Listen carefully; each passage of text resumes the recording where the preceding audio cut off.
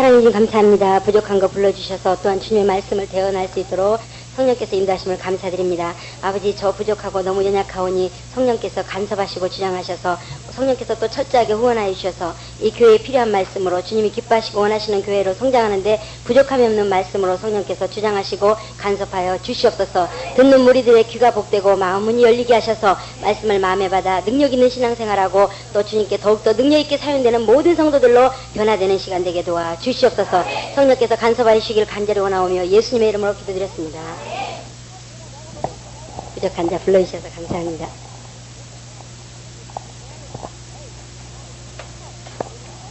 예, 제가 부흥회나 설교는 달란트가 별로 없고요.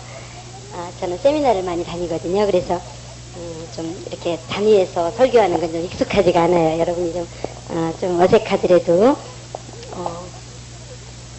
세미나가 좀 이렇게 교회에서 익숙하지 않기 때문에 여러분들한테 조금 익숙하지 않은 부분이 있을 거예요. 그러나 앞으로는 모든 교육 시스템이 열린 교육으로 넘어가기 때문에 세미나가 교회도 익숙해져야 되거든요. 그렇기 때문에 저런 게 세미나구나 하는 것 정도 구경하셨다고 생각하시면 돼요. 근데 세미나는 원래는 여러분들이 연구해가지고 오고 또 저도 연구하고 해서 서로 발표하고 질문하고 의논하는 시간으로 갖는 게 세미나거든요. 그러나 제가 갑자기 와서 강의하는 거기 때문에 이제 질문은 할 수가 없겠지요. 여러분들이 질문하셔도 상관없지만 그러나 제가 질문을 할 거예요. 그래서 여러분들이 편안하게 마음을 가지시고 평상시에 내가 이 정도의 수준이고 내가 이 정도의 실력이구나 하는 걸 테스트하는 시간, 그리고 내가 믿음이 어느 정도구나 하는 것을 진단하는 그런 시간으로 삼으셨으면 좋겠어요.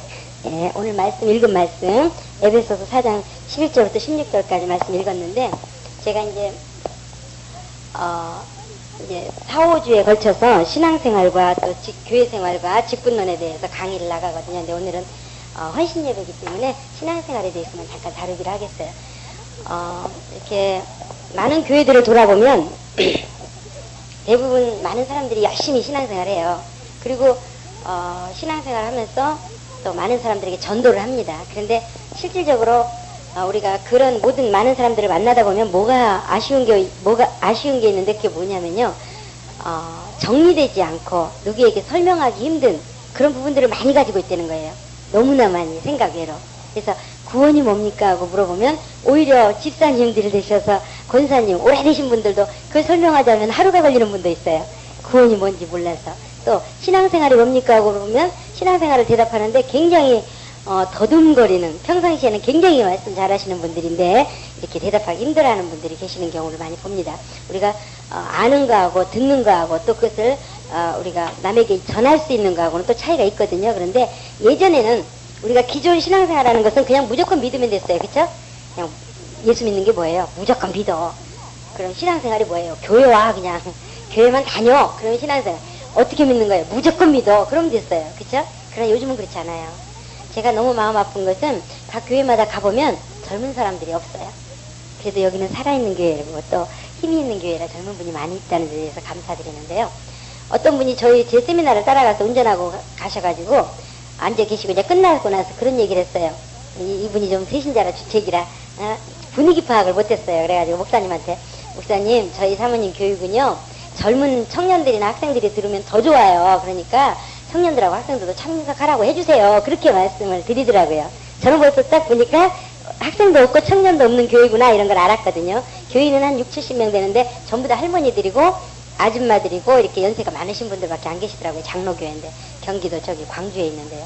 그래서 저는 분위기를 파악했기 때문에 아무 얘기 안 했는데 이 세신자, 저를 운전해주고 가신 그 세신자분은 분위기 파악이 안 된 거예요. 그래가지고 끝나고 아주 목사님한테 자랑스럽게 그렇게 말씀하시는데 목사님께서 마음 아파하시면서 죄송합니다. 저희 교회는 청년들하고 학생들이 없습니다. 그런 말씀을 하시더라고요. 이건 무슨 말이냐면 예전에 저희 부모님 세대, 저도 이제 4학년입니다만은 4학년, 그래도 3학년 후반까지는 권위가 통했어요. 그래서 부모님이 무조건 그냥 먹으라면 먹어, 뭐 하라면 해, 뭐 이렇게 했어도 그냥 투덜투덜 거리면서도 그래도 했어요. 그러나 그 밑에 세대는, 지금 그 세대들은 저희 아이들도 보면은 자기가 하고 싶은 말 다 해요.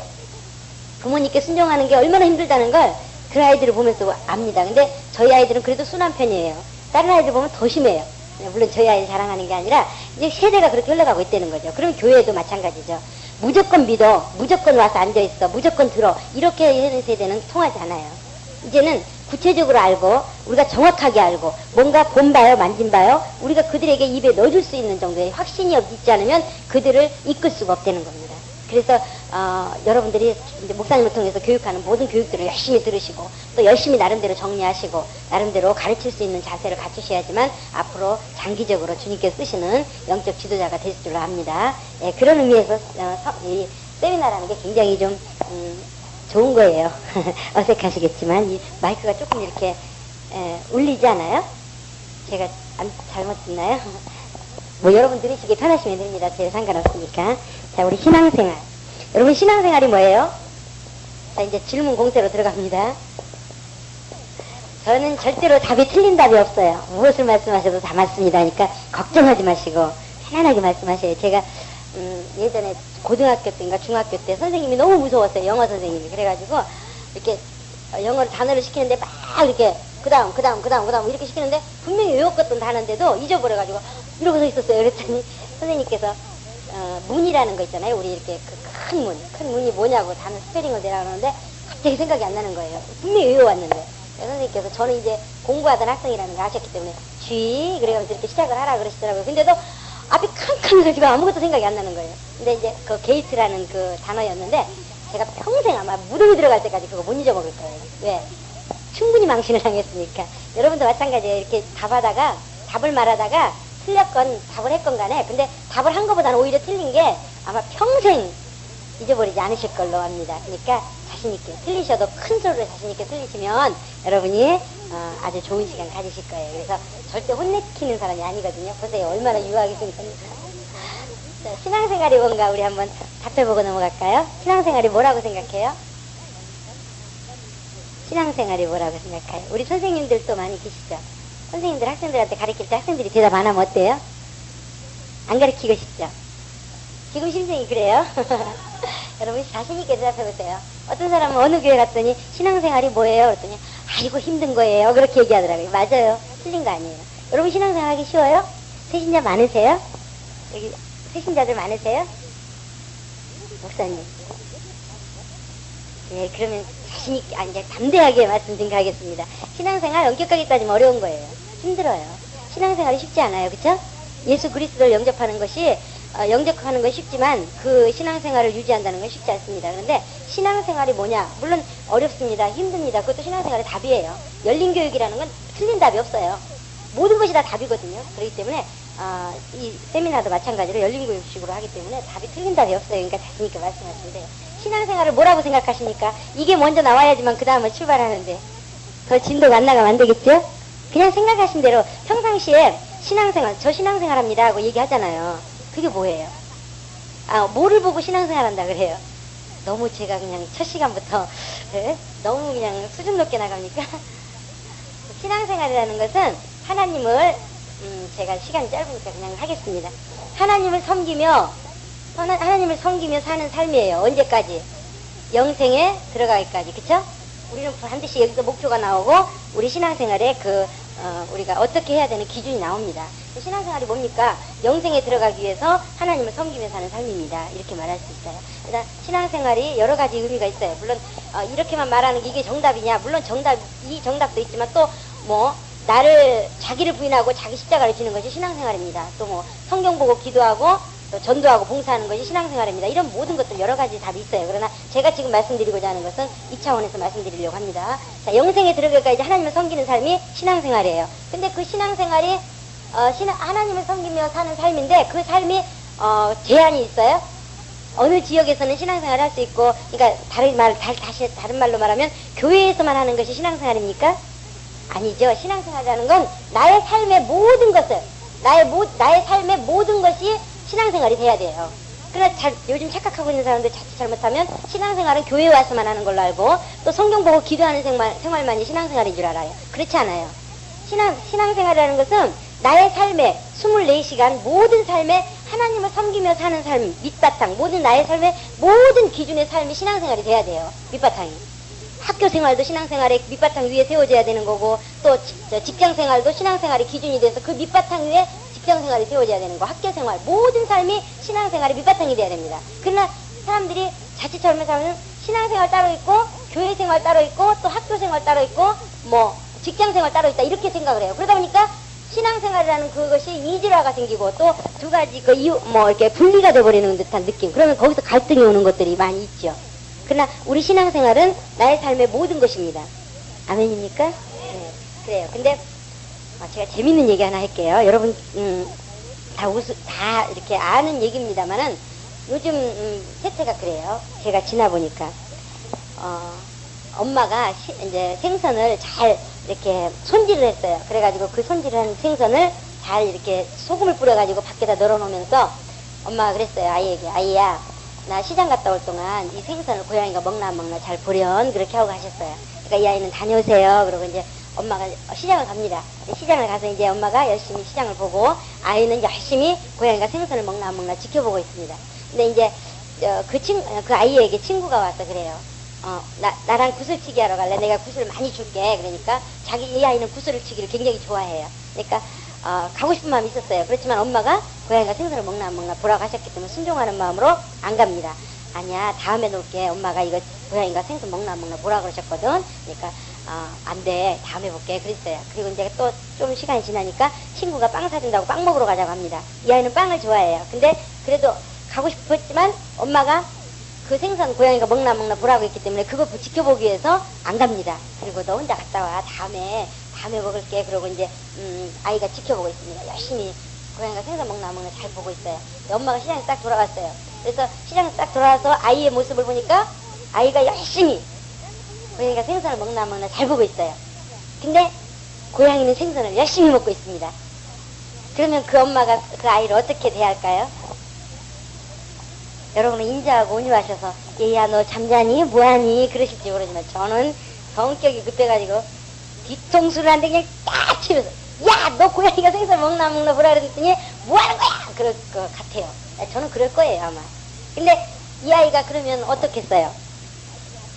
이 아이 그렇게 때리는 엄마에게 어떻겠어요 마음이? 속상하겠죠. 그런 일이 어딨어. 그러니까 난 말을 할 수가 없어 이러시는 거예요. 이 아이는 굉장히 섭섭할 거예요. 왜? 자기 딴에는 구슬치기 하러 가고 싶은 것도 참고 뭐 빵 먹고 싶은 것도 참아가면서 엄마 말씀에 순종했는데 왜 때리냐 이거예요. 엄마는 왜 때렸어요? 아니 고양이가 생선 먹나 안 먹나 보라 그랬는데 너 고양이가 생선 먹고 있는데 뭐 하는 거야 그러시는 거고 이 아이는 엄마가 고양이가 생선 먹나 안 먹나 보라 그래서 지금 잘 먹고 있구나 하고 열심히 보고 있는데 왜 그러시냐고 이렇게 말할 거 아닙니까? 그쵸? 참 황당하고 우스운 얘기죠. 이 사이에는 뭐가 있어요? 뭐 때문에 이런 일이 생겼어요? 그렇죠. 엄마가 말하고자 하는 의도를 이해를 잘못한 거예요. 이 아이는 분명히 그 말에 순종했어요. 그쵸? 고양이가 생선 먹나 안 먹나 열심히 지켜봤단 말이죠. 잘 먹고 있구나. 엄마 잘 먹네요. 이렇게 얘기할 수 있는 그런 순종이 있었어요. 그러나 엄마가 요구했던 건 그게 아니었거든요. 고양이가 생선 먹나 안 먹나 봐라 했을 때 고양이가 생선 먹으려고 그러면 쫓아내라. 못 먹게 해라. 이런 의도가 밑에 숨어 있었었는데 아이는 그것을 이해를 못한 거예요. 그쵸? 근데 마찬가지예요. 우리 지금 신앙생활하고 있다고 하는 모든 사람들이 자칫 잘못하면 한 99% 정도는 그렇게 신앙생활을 주님께서 무엇을 원하시는가 그 의도를 알지 못해서 지금 이 아이처럼 고양이가 생선을 먹나 안 먹나 잘 지켜보고 있는 그러면서 신앙생활하는 분들이 굉장히 많이 있는 걸 주변에서 보거든요. 그리고 나서 나중에 이제 어려움이 닥치고 힘든 일이 생기고 또 주님의 인도하심이 안 느껴지면 하나님 살아계시다면 이럴 수 있습니까? 내가 어떻게 했는데 내가 철야하고 먹고 싶은 거 참아가면서 하나님께 헌금 드렸고 내가 쓰고 싶은 시간 참아가면서 하나님께 봉사했고 내가 하나님을 위해서 얼마나 헌신했는데 하나님 이러실 수 있습니까? 이러고 하나님을 떠나지 않습니까? 많은 사람들이. 왜 그래요? 하나님의 뜻을 모르고 열심만 내기 때문이에요. 우리는 신앙생활을 하더라도 제대로 알고 신앙생활을 해야 됩니다.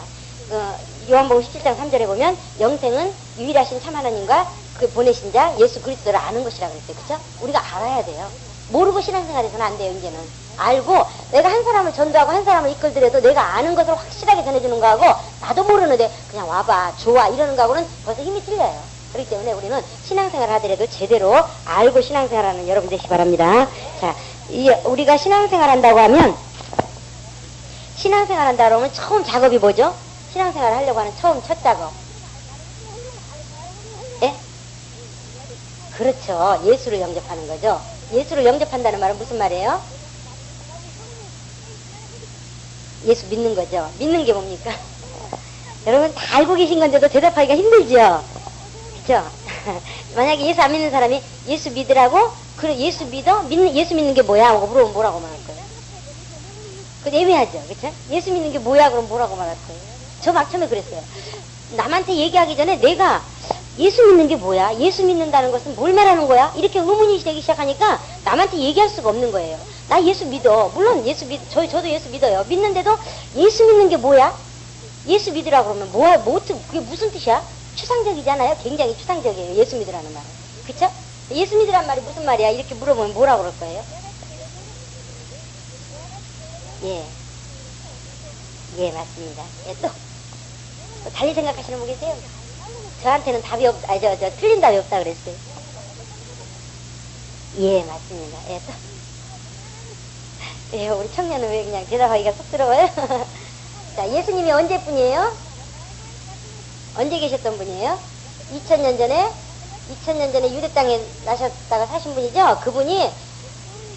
그분이 십자가에서 죄인처럼 죽으셨는데, 그분이 하나님의 아들이었고, 하나님의 아들이라는 것 때문에 죄가 없기 때문에 그분이 3일 만에 살아나셨는데, 그 죄가 바로 내 죄 때문이라는 것을 인정하는 것이 믿는 거예요. 이렇게 말해줘야 돼요. 이해되세요? 예, 그냥 무조건 예수 믿어 그게 아니고, 그분이 하나님의 아들이신데 그분이 말씀하신 말씀이 바로 성경 말씀이고, 이 성경 말씀이 실제로 우리가 그 말씀에 순종하면 살아있어. 그것을 한번 경험해봐. 이렇게 얘기할 수 있는 게 우리가 전도예요. 근데 예수 믿어. 그럼 뭘 믿어요? 그러면 그냥 와서 믿어. 성경 봐. 기도해. 교회 나와봐. 이렇게 말하면 안 돼요. 그렇게 말해도 되지만 설득력이 적어요. 예수 믿어요. 예수 믿으란 말은 뭐예요? 당신이 죄인인데 그 죄를 용서하신 분이 예수님이라는 분인데, 그 예수님은 2000년 전에 이 땅에 오셔서 그가 죄 없는 분, 하나님의 아들이었어. 죄 없는 분이 십자가에서 죄를 대신해서 죽으셨는데, 그 죄가 내 죄 때문, 당신 죄 때문, 모든 사람의 죄 때문이라는 거. 근데 모든 사람이 아니라 당신 죄 때문에 죽었다는 걸 당신이 받아들이려는 거야. 이게 믿는 거야. 그렇게 말해줘야 돼요. 근데 이때 받아들이는 사람은 비정상이에요. 안 믿어져요. 왜? 어떻게 2000년 전의 사건을 지금 와서 얘기할 때 믿으라고 하는 거예요? 그거 보지도 않았고 그거 내가 어떻게 알아요? 그걸 어떻게 믿어요? 믿을 수가 없는 거예요. 일단 인정하고 들어와봐. 그러면 하나님께서 당신을 도울 것이야. 그래가지고 성령을 모시게 되면 믿어져요. 그쵸? 여러분이 예수 믿는 특별한 은사가 있었고, 예수를 잘 알았고, 성경을 알았기 때문에 예수가 믿어지는 게 아니에요. 예수님이 그 2000년 전에 살으셨고, 예수님이 2000년 전에 우리를 구하신 분이고, 2000년 전에 우리 죄도 대신 지신 분이고, 하나님의 아들이라는 것이 어떻게 믿어져요? 이 성경 말씀이 어떻게 믿어져요? 맨 거짓말만 적어져 있잖아요. 그쵸? 에? 어떻게 무리를 걸으며, 어떻게, 물고기 2마리와 떡 5덩어리 가지고, 5,000명을 먹어도 12강주가 나오며, 모세가 어떻게 홍해를 가르고, 이스라엘 사람들을 건너게 하면, 이런 것들이 어떻게 믿어져요? 안 믿어지는 거예요. 이 세상 지식으로는, 우리 경험으로는, 이론으로는 절대 안 믿어집니다. 누가 도우셔야? 성령께서 우리를 도우셔야지만 그게 믿어지는 거예요. 여러분들이 믿어지는 이유도 성령께서 내 안에 계시기 때문에 믿음이 오는 거예요. 그쵸? 그게 마찬가지예요. 예수 안 믿는 사람들이 처음에 예수님을 영접하고 인정한다는 건 있을 수가 없는 일이에요. 그들이 안 믿어집니다. 아무리 믿으라고 해도 안 믿어집니다. 그렇기 때문에 인정하세요. 내가 그렇게 가르쳐드리니까 그것을 받아들이세요. 그리고 그것이 믿어지는 건 이제 공부를 통해서 한 가지 배우면서 성령께서 우리 안에 오시게 되면 예수님이 우리의 구세주라는 게 믿어집니다 하고 그렇게 얘기해줘야 돼요. 갑자기 밑도 끝도 없이 가가지고 예수님 믿어요. 그러면 뭘 믿어요? 예수님 믿어요. 예수님 믿는 게 뭐예요? 그냥 믿어요. 교회 와요. 막 이러면 무덤뼈를 이렇게 하면은 요즘 사람들이 받아들이질 않아요. 그러니까 구체적으로 설명을 해준다면은 그들이 쉽게 받아들일 수가 있겠죠. 그들이 예수를 믿는다는 건 믿을 수가 없습니다. 그건 우리가 무리하는 거예요. 그들에게 이런 사건이 있었는데 그 사건이 당신과 어떤 관계가 있다는 것을 인정하고 받아들이세요 하고 가르쳐주는 게 1차 순서예요. 그리고 그들이 교회에 와서 성경 공부를 통해서 성령을 모시고 그 다음에 성령께서 그 믿음이 생기도록 도와주시게 하는 것이 그때서야 바로 비로소 예수를 믿을 수가 있는 거예요. 근데 우리는 밑도 끝도 없이 무조건 믿으라 그러죠. 믿음이 생길 수가 없는 거예요. 근데 어쨌든 그걸 말하고자 하는 게 아니고요. 우리가 예수를 영접한다는 말이 예수를 믿는다는 말인데, 다른 말로 또 말하면 어떻게 말할 수가 있어요? 예수님을 주인으로 모시는 거, 그쵸? 그럼 예수님을 주인으로 모시는 의식이 우리가 있었죠. 이게 뭐죠? 그렇죠. 침례가, 그래서 침례를 받은 자가 구원의 반열에 들어 쓰는 거예요. 꼭 침례를 우리가 침례라 그러면 침례식을 생각하는데 아니에요. 성령으로 말미암는 침례는 뭐예요? 예수님을 주인으로 모시는 그 영접하는 시간이에요. 이해되세요? 그런 사람이 구원의 반열에 들어선다는 거지, 침례식을 안 했다 그래서 그 침례식의 여부에 의해서 그 사람이 구원받고 안 받고 이런 말 하는 게 아닙니다. 지금 말하는 거. 이해되세요? 예, 어떤 사람 잘못 알아가지고 침례 안 받으면 지옥 간대 이렇게 말하는데 그게 아니에요. 그런 뜻이 아니고, 침례라는 것은 지금 침례식을 말하는 게 아니라 예수님을 주인으로 모시는 그 경험이 있냐는 거예요. 그 경험이 있는 사람이 구원받는다는 건데, 자, 다른 말로 말하면 신앙생활을 시작하기 전에 예수님을 영접해야 되고, 예수님을 영접한다는 것은 예수님을 주인으로 모신다는 거예요. 그렇죠? 예수님을 주인으로 모시는 그런 의식을 갖습니다. 그게 바로 침례고, 그 다음에 그 침례를 많은 사람에게 공포를 하는 거예요. 나는 예수님을 주인으로 모셨습니다 하고 많은 사람에게 공포하는 게 뭐예요? 그렇죠. 침례식. 우리 결혼식 안 하고도 살 수 있어요. 그렇죠? 결혼할 수 있어요. 그렇잖아요? 그러나 결혼식은 왜 해요? 많은 사람을 알리기 위해서. 똑같은 거예요. 우리 침례, 예수님을 주인으로 모시는 거 침례식 안 했어도 침례할 수 있어요. 그러나 많은 사람에게 나는 이제는 예수님을 주인으로 모시고 사는 사람입니다 하고 공포를 해버리고, 그 다음에 원수가 나를 네가 언제 침례했냐, 네가 언제 예수님을 주인으로 모셨냐 이렇게 자꾸 건드리지 못하도록 반별막을 치는 것이 침례식이에요. 그래서 침례식을 받으면서 나는 이제는 예수님을 영접한 사람입니다, 예수님을 주인으로 모신 사람입니다 하고 고백하는 시간을 갖는 겁니다. 그런데 자, 그럼 우리 신앙생활을 시작할 때 예수님을 주인으로 먼저 모신다 그랬어요. 그쵸? 예수님을 주인으로 모신다는 말은 다른 말로 말하면 예수님을 주인으로 모시는 것이 다른 말로 말하면 이렇게 말하면 어렵고요. 자, 예수님을 주인으로 모시는 데 있어서 어떤 작업이 필요하죠? 인간은 영과 혼과 육으로 되어 있죠. 그래서 육체는 보이는 것이고 영혼은 보이지 않는 것인데, 기능은 영적인 것과 혼적인 것이 다릅니다. 그래서 영의 기능은 하나님을 알 수 있는 기능이 있고, 혼은 뭐예요? 지정이, 그쵸?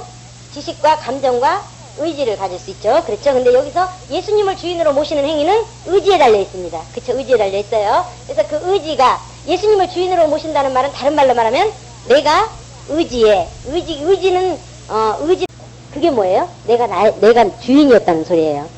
그래서 이 의지를 결정하는, 내 마음의 주인이 누구였느냐? 나였어요. 그래서 의지를 누가 결정해요? 누가 결정해요? 내가 결정했었어요. 기존 여태까지는. 근데 에베소서 2장 1절부터 5절까지 누가 큰 소리로 한번 읽어보실래요?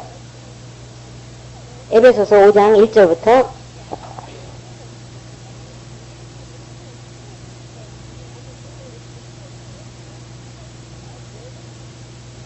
큰 소리로 한번 읽어보세요. 에베소서 2장 1절부터요. 5절까지. 너희의 허물과 죄로 죽었던 너희를 살리셨도다. 그때 너희가 그 가운데 생하여 세상 풍속을 쫓고 공중에 먼저 잡은 자를 따랐으니 고지도 불신등의 아들들 가운데서 역사하는 여기라. 전에는 우리도 다 그 가운데서 우리 육체의 욕심을 따라 지내며 육체와 마음에 원하는 것을 하여 다른 이들과 같이 본질상 지도의 자녀였더니 금일에 풍성하신 하나님 우리를 사랑하시고 큰 사랑을 인하여 허물로 죽은 우리를 그리스도와 함께 살리셨고 너희가 은혜로 구원을 얻은 것이다. 예, 감사합니다. 예, 그런데 여기서 보니까 분명히 내가 나의 주인인 줄 알았어요. 그런데 누가 주인이었었다고요? 마귀가. 세상 풍속을 쫓게 하는 마귀가 우리의 아비였었고 우리의 주인이었다는 거예요. 기존 여태까지는 우리가 내가 결정했고 내가 내 마음대로 살았고 내가 무엇을 결정해서 내 마음대로 움직였던 걸로 그렇게 생각을 했는데, 에베소서 2장 1절부터 보니까 내가 그런 게 아니라 누가 그렇게 했다고요? 마귀가 그랬다는 거예요. 마귀가 아비였다는 거예요. 그래서 마귀가 행하라고 하는 대로 우리가 따라서 움직이는 그런 삶을 살았다는 거예요. 그런데 예수님을 영접하니까 여기가 마귀였었죠. 자, 마귀가 아비였었던 자리에서 누구에게 넘겨드리는 거예요? 의지 결정권을 예수에게 넘겨드리는 거예요. 그래서 주인이 예수님이 되셨어요. 그쵸? 그전엔 누가 있었다고요? 마귀. 내가 나의 주인인 줄 알았더니 성경을 통해서 보니까 누가 주인이었었어요? 마귀가 주인이었더란 말이죠. 마귀가 우리 아비였었고 우리 주인이었더란 말이에요. 그러나 우리가 이제 예수를 영접하고 침례를 통해서 예수님을 영접함으로 예수님이 주인이 되셨어요. 그쵸? 주인이라는 말은 뭘 말하는 걸까요? 우리가 겉으로 드러나는 것 중에 하나, 대표적인 것이 주인이라고 말을 할 때는 뭐 때문에 우리가 주인이라고 말을 해요? 그렇죠. 모든 소유를 가지고 또,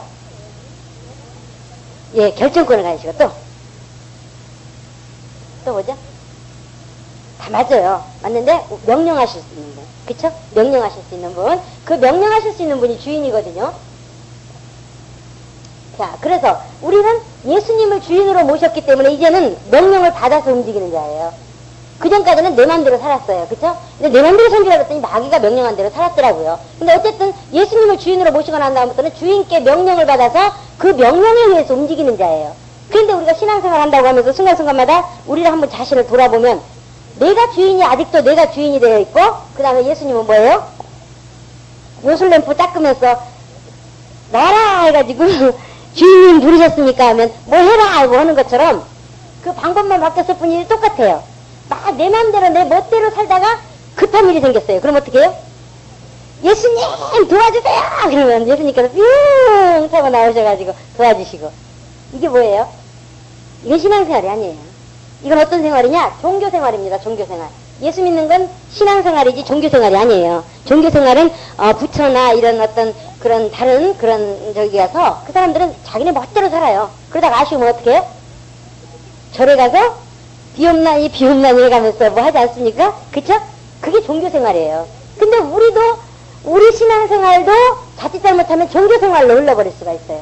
내가 내 맘대로 분명히 침례도 받았고 예수님을 주인으로 모신다고 했으면서도 여전히 내가 주인이면서 내가 내 맘대로 내 생활대로 살다가 급한 일이 터졌을 때 내가 아쉬운 일이 있을 때 주님의 도움이 필요할 때 예수야 하고 와서 외치는. 그러니까 예수님은 주인이에요, 종이에요? 종이에요, 종. 이렇게 되면 주님이 일하실 수 있어요, 없어요? 없어요. 없어요. 그렇기 때문에 많은 사람들이 신앙생활 한다고 하면서 시간도 막 남들보다 더 하나님께 드리고 물질도 하나님께 더 많이 드리고 봉사도 많이 하고 하나님께서 원하신 대로 한다고 열심히 교회 와서 생활하지만 하나님의 보증이 없어요. 하나님의 도우심이 없어요.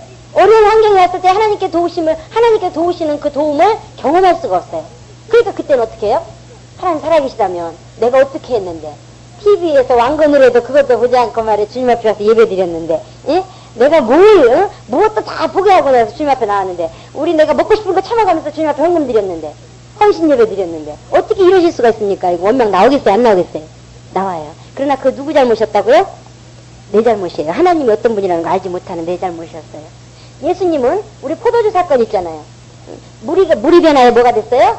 포도주. 근데 예수님이 그때 물을 변화시켜서 포도주 만들 수 있는 넉넉히 그렇게 하실 수 있는 분이지만 처음에 안 하셨어요. 왜 그랬어요? 아니요. 때가 안 된 게 아니라 주인 대접을 안 했어요. 그냥 손님으로 와 있는 사람한테 왜 나하고 무슨 상관이야 이거예요. 나하고 무슨 상관이야. 나 손님으로 왔어요. 왜 나한테 그래요? 난 무슨 상관이에요 나하고. 그럼 마리아는 그 엄마 마리아는 그걸 벌써 무슨 뜻인지 알아들었어요. 그러니까 이분이 시키는 대로 해라. 즉 무슨 말이에요?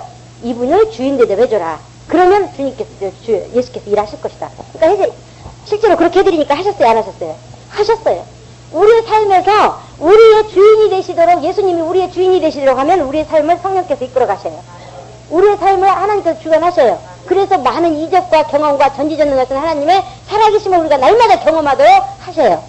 그럼 왜 안 하시느냐? 하나님 살아계시지 않기 때문에 안 하시느냐? 아니에요. 우리가 하나님 법대로 살지 않았다고 해서 하나님 살아계시고 우리가 하나님 법대로 살았다고 해서 하나님 살아계시고 그렇게 안 살았다고 해서 하나님 안 살아계시고 이런 거 아니에요. 하나님은 여전히 살아계셔요. 다만 우리가 그 하나님 살아계신 하나님을 만나지 못하는 이유가 뭐냐? 하나님에 대해서 모르기 때문이에요. 그런데 제일 근본적인 것은 예수님은 우리의 무엇으로 오셨어요? 주인으로 오신 것이지 절대 종으로 오신 게 아니에요. 그런데 착각하고 자칫 잘못하면 예수님을 종으로 대접하지 주인으로 대접을 안 한단 말이죠. 그러니까 신앙생활 한다고 하면서도 종교생활과 요만큼도 틀릴 게 없는 거예요. 종교생활을 하고 있는 사람들이 많이 있어요. 그러면 하나님께서 주인 되어서 일을 해주고 싶어도 못 하시는 거예요. 포도주 사건만 봐도 그렇잖아요. 내가 여기에 뭐로 왔냐? 종으로 왔느냐? 아니에요. 예수님은 종으로 오셨어요. 섬기러 오셨어요. 근데 예수님 어디 계셔요? 2000년 전에 십자가에서 죽으신 예수님. 다른 말로 말하면 그리스도. 그분 어디 계셔요? 하나님 보좌 우편에 계셔요. 그쵸? 그리고 지금 우리 안에 계신 예수는 예수 이름이에요. 이름.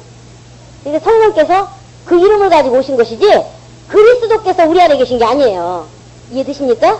대부분 사람들이 착각하기를 예수님이 우리 안에 계신데 어디 계시요? 어디 계시지? 이렇게 생각하는 사람이 있어요. 아니에요. 이름을 모신 거예요. 이름을. 그 이름을 모신 곳에 천사들이 수종드는 거예요. 하나님 만왕의 왕의 이름이기 때문에. 이해되십니까? 근데 이분은 절대적으로 왕으로 오셨고 주인으로 오셨지 종으로 오신 분이 아니에요. 그러니까 종으로 대우할 때는 절대 일하실 수가 없는 거예요.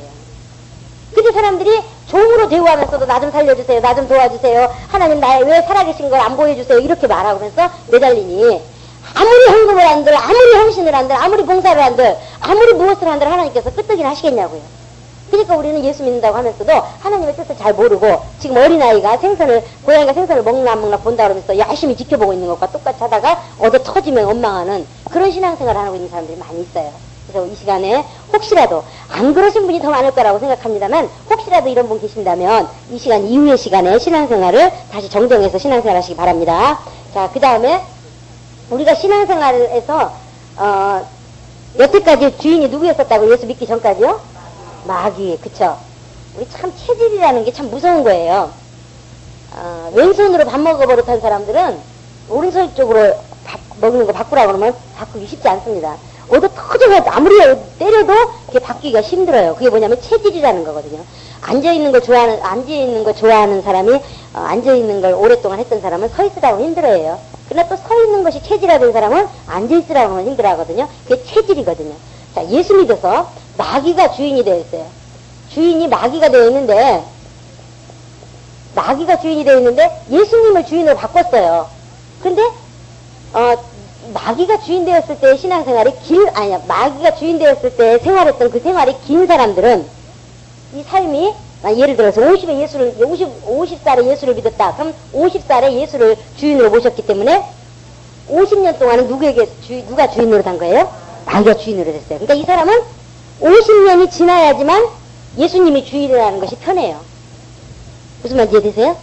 애굽 사람들이 종노릇을 했어요. 그쵸? 아니, 이스라엘 사람들이 애굽 사람에게 종노릇을 했어요. 그쵸?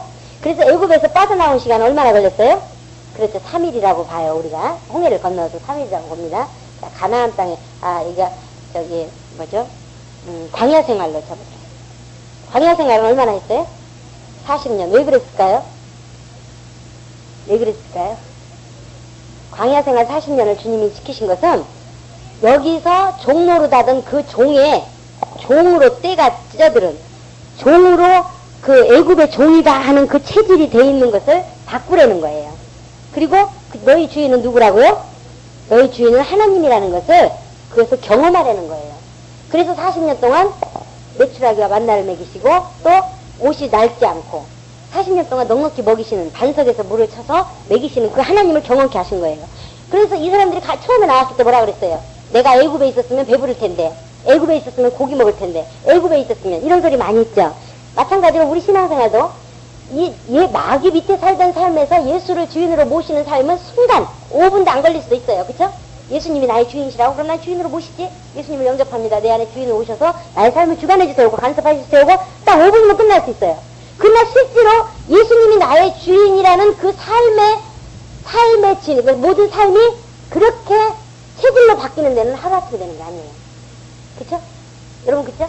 그렇잖아요. 제가 재밌는 또 얘기 하나 할게요. 여러분, 나홀로 집에라는 영화 보신 분 계세요? 나홀로 집에 보셨죠? 예, 저도 저희 아이 생일이라서 같이 가서 봤습니다. 2탄에서, 1탄은 모르겠고, 2탄에서 어떤 일이 있었어요? 아버지를 잃어버렸어요. 그쵸? 2탄 보신 분 안 계세요? 아버지를 잃어버렸어요. 그래서 그 아이가 이제 떨어져서 방황하게 되는데, 어떻게 해서 아버지를 잃어버린지 보신 분? 퀴즈가 아닌데, 이거는. 자, 공항에서 아버지가 막 늦어가지고 막 식구들이 전부 다 이렇게 비행기를 타러 갑니다. 근데, 이건 주제가 아니에요. 그냥 우스개 이렇게 조르시는 분, 졸지 않으시라고 이제 하는 얘기예요. 근데 어쨌든 담겨 있습니다. 뜻이. 아버지가 뛰어가요. 막 그리고 사람 전부 뛰어갑니다. 이 아버지 옷이 이렇게 노란색이에요. 갖고 그 아버지 옷만 쳐다보고 갑니다. 근데 순간 이거 끼고 가던 것이 떨어졌어요. 그래서 얼른 그걸 바꿔 끼니라고, 뭐죠? 건전지 바꿔 끼니라고 막 끼고 있고, 그러다가 눈 딱 들어보니까 노란 옷 입으신 분이 이쪽으로 막 뛰어가요. 그러니까 어떻게 해요? 아, 저기 아버지다. 그래가지고 막 뛰어갑니다. 그래가지고 갔는데 결국은 진짜 아버지는 이쪽으로 갔고, 그 노란색 입은 사람은 자기 아버지가 아니었어요. 근데 모르고 그냥 따라간 거예요. 그래가지고 이제 완전히 헤어져가지고 다른 길을 가게 돼가지고 나 홀로 집에 이제 그런 사건이 됩니다만은, 우리 신앙생활 하다 보면 마귀가 주인으로 살다가 예수님을 주인으로 모신 삶이 얼마 안 변했을 때는 한 눈을 요만큼이라도 팔게 되면 예수님이 주인이라는 걸 똑같이 비슷하게 생겨가지고 나를 주인으로 됐던 것이 똑같으니까, 그럼 그러니까 예수님인 줄 알고 못 모르고 쫓아가버려요. 아이가 지금 끌고 가고 있는데. 그게 지금 이게 깨달아지질 않아요. 그래가지고 한참 가다 보면 아니네 이렇게 됐을 때 돌아오기 힘들어요. 왜? 이때 체질보다 더 편하기 때문에. 여러분 신앙생활 하기 전보다 신앙생활 한 후에 그 생활이 더 길다면은 신앙생활 하는 게 어떤 자연스럽고 편할 수 있어요. 그러나 신앙생활을 시작한 지 얼마 안 된 사람들은 마귀가 주인이었던 그 삶이 더 편해요. 그러니까 내가 예수를 안 믿었더라면, 좀 늦게 믿었더라면, 뭐 했더라면 이런 얘기 잘 하잖아요. 그 왜 그러느냐? 지금 체질이 마귀가 주인 되었을 때보다 예수님 주인 되었을 때가 불편하기 때문에 그러는 거예요.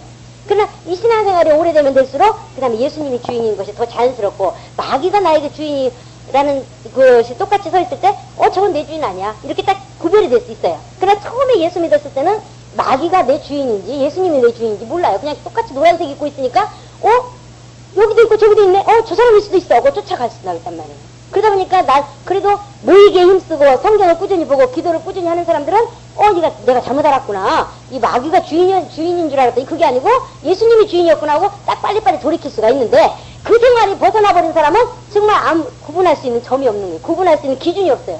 그러다 보니까 뭐예요? 나이가 주인인 줄 알고 한참 쫓아가다가 다시 돌이키려니까 힘든 거예요.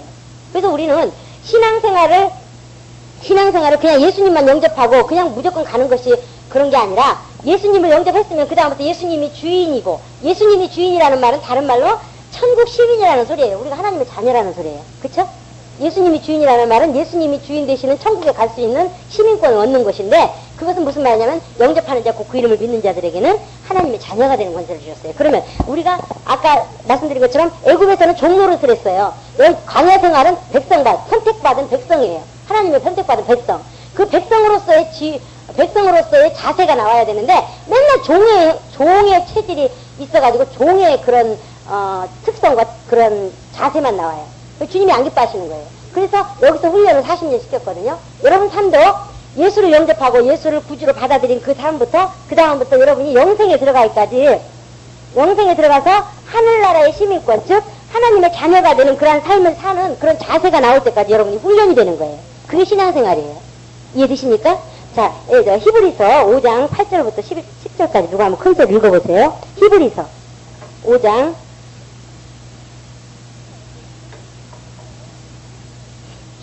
8절부터 10절까지. 자, 누가 큰 소리 한번 읽어보세요.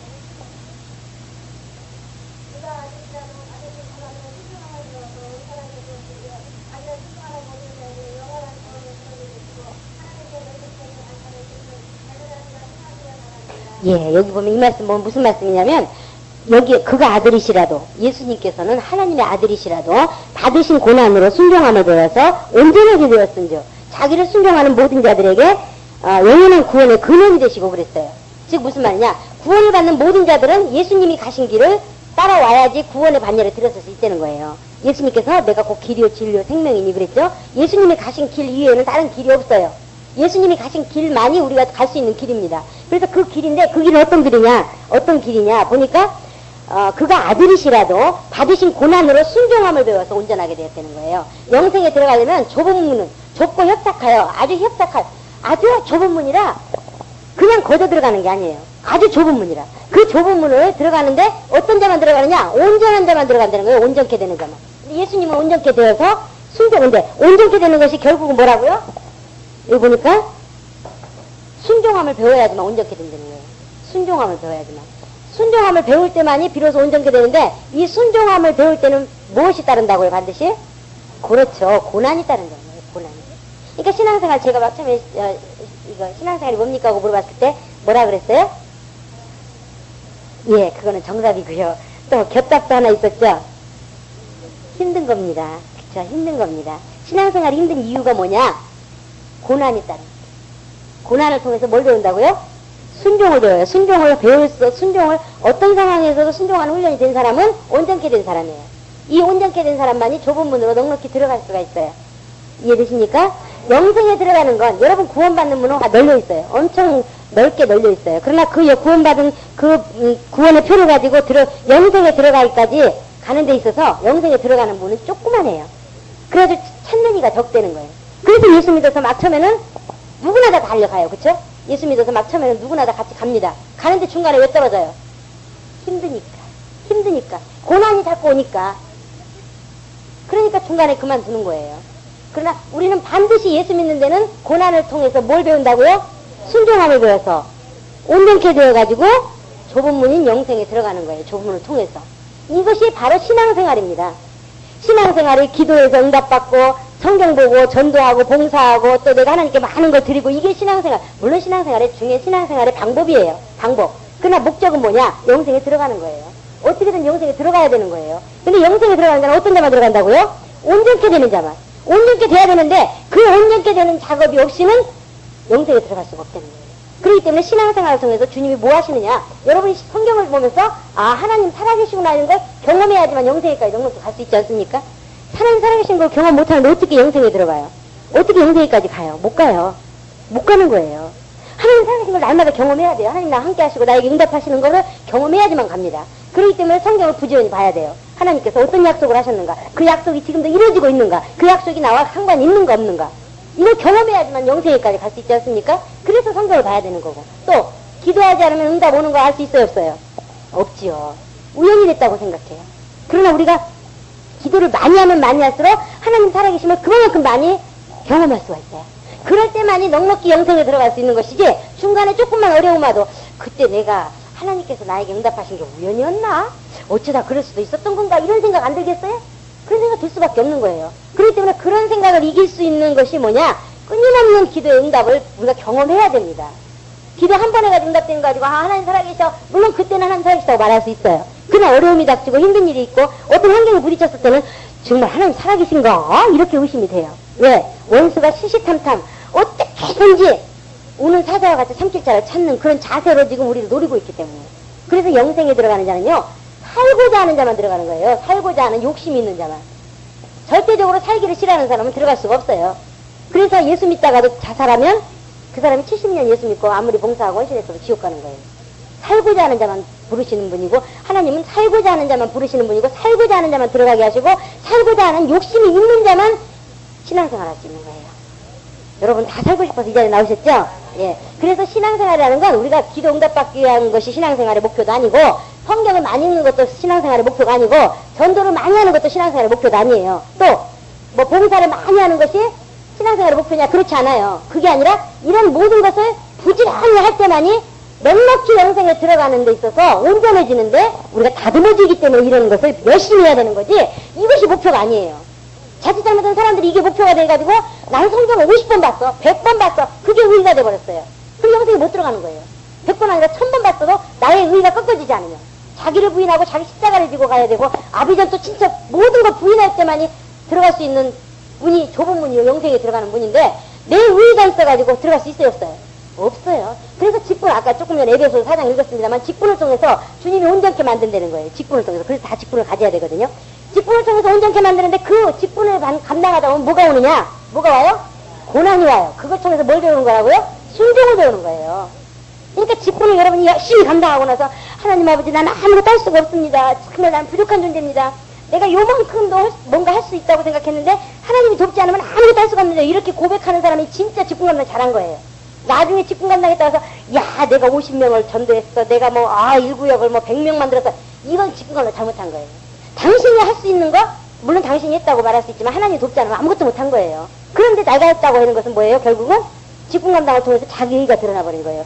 자기 의의가 드러나면 영생에 들어갈 수가 없어요. 자기 의의가 꺾어줘야 되는 거예요. 그러니까 직분 감당을 제대로 하는 사람은 직분 감당하다 보니까 이거는 내가 한 게 아니라 하나님께서 하신 거구나. 그럼 내가 할 수 있는 게 하나도 없네?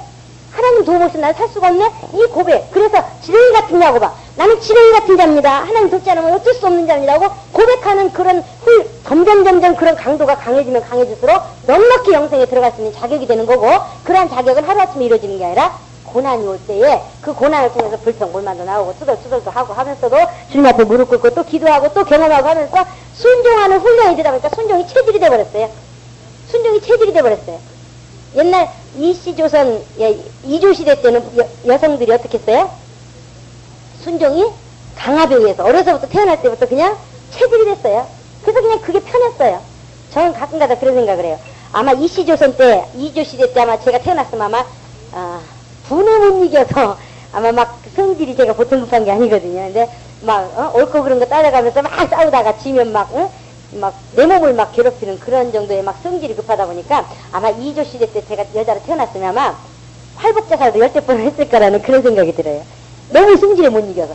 그런 시대에, 그러나 또 그때 태어났으면 다르겠죠. 왜? 체질이 그렇게 되니까, 어려서부터. 엄마로부터, 또 밑에 어려서부터 태어나서부터 살아온 삶이 순종하는 삶으로 그냥 따라와서 올라왔기 때문에. 그러기 때문에 아마 그것도 그렇게 살았을 거예요. 근데 마찬가지로 그런 순종하는 삶이 체질이 돼버리면, 근데 그 순종이 쉬웠나요? 아까도 말씀드렸습니다. 요즘 아이들 얼마나 부모님 아이들 키우기 얼마나 힘듭니까? 왜 그래요? 아이들을 순종하려고 안 해요. 왜? 자기 지식이 많아. 자기 이론이 많아. 자기가 하고 싶은 게 너무 많아. 자기 고집이 있어. 이런 것들을 꺾으려니 얼마나 힘들어요. 여러분도 그렇지 않습니까? 신앙생활 한다고 교회에 나왔어요. 신앙생활이 뭔지도 모르는데 어쨌든 교회에 나왔어요. 교회에서 신앙생활입니다. 성경 보십시오. 기도하십시오. 왜 성경을 보려고 하는데 이렇게 잠이 옵니까? 왜 이해가 안 됩니까? 이렇게 뭐 성경? 아이고 안 봐도 뭐 먹고 사는데 지장 없는데 뭐. 에? 원수가요. 영적인 건 굉장히 방해를 해요. 어떤 사람이 그런 얘기를 해요. 자기는 절에 다닐 때 3천만 원, 5천만 원 드리는 건 아무것도 안 했다는 거예요. 그거. 그렇게 집어내듯이 했다는 거예요. 왜? 그 정도 실력 됐으니까. 근데 교회 와서 10,000원을 내는데 왜 손이 부들부들 떨리는지 모르겠대요. 10,000원을 내는데. 이게 왜요? 영적인 거기 때문에. 영적인 거. 영적인 거는요, 원수가 어떻게든지 방해를 하려고, 왜? 내 편 하나 뺏기기 싫어서. 어떻게든지 자기 편 만들어야 자기가 편 한 명 더 만들고 자기가 자기 수하에 한 명이라도 놔야 자기가 1등 공신이 되거든요. 원수 마귀의 세계도 있어요. 그쵸? 예수님이 그랬어요. 그들의 세계가 망한다. 그들의 나라를 자기네끼리 싸우게 되면 바알세불의 나라가 어떻게 서겠느냐 그랬어요. 그들의 나라도 서요. 그쵸? 근데 그들의 나라가 서려면 그들이 그 밑에 있는 사람들이 어떻게 해야 되겠어요? 어떻게든지 자기 편을 하나라도 더 만들기 위해서 공을 세우기 위해서 몸부림칠 거 아닙니까? 그러니까 한 사람이라도 그 현장이 어디 나타나느냐? 우는 사자와 같이 삼킬자를 찾는다는 거예요. 우는 사자는요 절대 3일 이상 굶지 않으면 울지 않는답니다. 사자가 아무 때나 울지 않아요. 사자가 숲속에 밀림의 왕자인데 아무 때나 울겠어요? 아무 때나 울지 않는다는 거예요. 죄송합니다. 제가 밥을 너무 맛있게 늦게 먹어가지고 아무 때나 울지 않는데 사자가 한번 울잖아요. 그러면 그 3일 정도 굶었을 때야 우는데 사자가 한번 울면 5km인가 5m인가 잘 모르겠는데 하여튼 5km 바깥에 있는 말이 그 자리에서 오줌 싸고 주저앉아 버린다는 거예요. 막 우는 그 소리 위험이 얼마나 강하든지. 꼼짝도 못하고 도망을 못 가고 그 자리에서 그냥 오줌 싸고 주저앉아 버린다는 거예요. 다시 말하면 우는 사자들이 지금 원수 마귀들이 우리를 삼키려고 그렇게 지금 기세등등하게 위협을 하면서 있는데 우리는 영적 존재라고 하죠. 그쵸? 영적 존재라는 말은 뭐예요? 영혼이 있다는 거거든요. 그쵸? 영혼이 있는데 보이지 않는 영이 있는데 영적 존재가 누구예요? 하나님이 영적 존재시고 마귀, 그쵸? 마귀의 본질이 뭐예요? 천사도 영적 존재고 인간도 영적 존재예요. 그래서 요 교류, 천사 하나님이나 영적 존재이신 하나님이나 또 영적 존재인 천사나 영적 존재인 인간이 이 보이지 않는 영의 세계를 교류할 수 있는 게 영적 생활이에요. 하나님과 사귐이 없이 어떻게 영적 생활 한다고 할 수가 있어요? 없어요. 왜? 영적 생활이라는 말은 영이 활동하는 건데 그 영이 활동하는 건 하나님과의 관계, 천사와의 관계, 인간이 교류를 하는 것이 비로소 영적 생활이라고 하는 거예요. 근데 우리는 영적 존재를 가장 잘 알고 있고 하나님의 의도를 잘 알고 있다고 하면서도 영적으로 원수가 침투하는 자극에 대해서는 속수무책으로 당하고 있어요. 너무나 방관자세요. 아니 느껴지지도 않아요. 이제는 침을 여러 번 맞은 사람 어때요? 침 놔도 감각이 없어요. 그냥 똑같은 거예요. 여러분들 원수 마귀가 하도 우리를 찔러대다 보니까 이제는 찔렀는지 안 찔렀는지 감각도 없네 이렇게 가지고 무감각하면 큰일 납니다. 우리는 우는 사자와 같이 삼킬자를 찾고 있는 이 세상에서 우리가 살고 있다는 거예요. 이게 그래서 살아남기가 그렇게 쉽겠습니까? 그러니까 살고자 원하는 사람, 살고자 욕심을 가지는 자만이 영생에 들어갈 수 있도록 하나님 도우시겠다는 거예요. 이해되십니까? 우리는 살기 위해서 저는 참 전에 이제 저희 아이가 지금 18살인데요. 낙태의 아이가 태어났을 때 데려온 지 병원에서 3일 만에 데려왔거든요. 근데 이렇게 제가 이제 그때 이렇게 심장이 튼튼해지라 그러나요? 그래가지고 이렇게 엎어 키우면 좋다 그래가지고 이렇게 엎어놔서 키웠어요.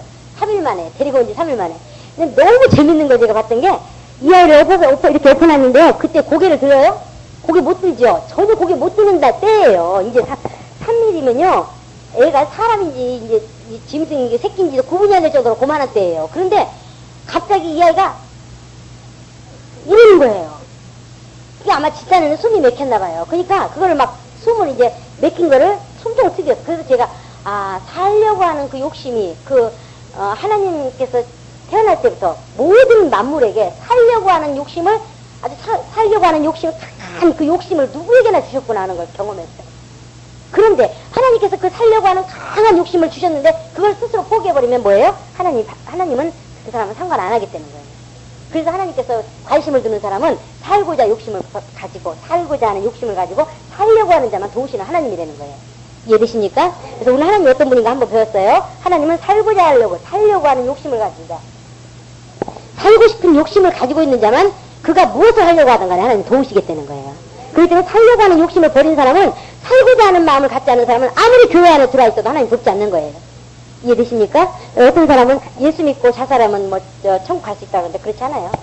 그 사람은 지옥 갑니다. 아무리 오랫동안 예수를 믿었고 아무리 헌신을 많이 했고 아무리 별별 일을 했어도 하나님은 살고자 하는 욕심. 아니 예수님의 제자였던 가룟 유다도 못 갔는데 무슨 소리예요. 가룟 유다도 스스로 예수님께서 뭐라 그랬어요? 차라리 나지 않았더라면 좋을 뻔했다. 그렇게 말씀하실 정도였잖아요. 그런데 어떻게 우리가 살고자 하는 욕심 없이 하늘나라 영생에 들어갈 수가 있습니까? 그렇게 못하죠. 우리는 살고자 하는 욕심을 모두 다 가지셔서 영생에 넉넉히 들어가시는 여러분 되시기 바랍니다. 그러면 영생에 가는 그 시간까지 어떤 환난과 어떤 핍박과 어떤 힘든 상황이 온다 할지라도 여러분은 이런 것이 아무것도 안 되게 하나님께서 넉넉히 이기도록 해주셔요. 이해되십니까? 우리가 현수막이를 어떻게 이길 수 있어요? 못 이겨요. 보이지 않는 존재를 투명인간 이길 수 있어요 없어요? 뒤통수에서 딱 때려놓고 어딘지 몰라. 그러면 막 뒤돌다가 옆에 있는 거 보고 왜 쳐? 그러고 때릴 거 아닙니까? 보이는 거 가지고. 오늘 그렇게 무능한 존재예요. 근데 어떻게 현수막을 이길 수가 있어요? 예수님께서 십자가를 지심으로 그 모든 걸 다 이겨놓은 싸움으로 만들어 놓으셨다는 거예요. 그런데 왜 그럼 우리는 못 넘어가느냐? 영생에 대한 욕심, 살고자 하는 욕심을 중간에 포기하기 때문에 하나님의 도움을 못 받는 거예요. 그것만 포기하지 않으면 이미 이겨놓은 예수님께서 십자가에서 피 흘리시고 대가를 치러주심으로 이미 이겨놓은 원수 마귀는 아무리 어르렁하고 소리를 지른다 할지라도 이빨 빠진 호랑이라는 거예요. 이해되세요? 왜? 2000년 전에 그의 기세를 이미 예수님께서 깨뜨리셨기 때문에 사망 권세를 깨뜨리셨기 때문에 그렇기 때문에 우리가 살고자 하는 욕심만 가지면 못 이길 환란이 없고 못 이길 고난이 없는 거예요. 그걸 모르기 때문에 우리가 중간에 좌절해버리고 낭망해버리고 낙심해버리고 주저앉아버리는 거거든요. 그러나 우리는 이미 주님께서 넉넉히 이기는 싸움을 이겨놓으시고 그리고 우리 보고 가라고 했다는 것을 아시고 가신다면 담대하게 갈 수 있습니다. 그래서 영생에 들어가는 데 있어서 여러분이 영적 생활이 뭐라 그랬어요? 영적 생활이 뭐예요? 조금 전에 가르쳐 드렸는데 예? 영적 존재와 교류가 있는 거, 그쵸? 다른 말로 말하면 하나님, 영적 존재이신 하나님과 사귐이 있는 것이 영적 생활이에요. 이해되십니까? 예, 옆에 사람한테 한번 설명 좀 해보실래요? 영적 생활.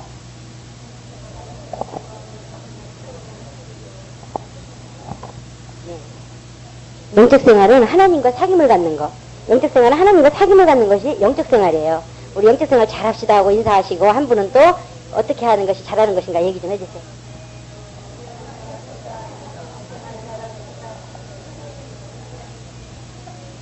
영적 생활 잘합시다 소리를 들리는데 그 다음 안 들리는 것 같아요.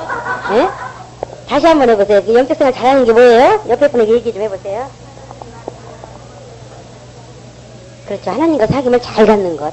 하나님과 사귐을 잘 갖는 것이 영적 생활이에요. 그래서 우리가 막 처음에 예수 믿으면 하나님과의 사귐을 가질 수 있는 힘이 없어요. 예?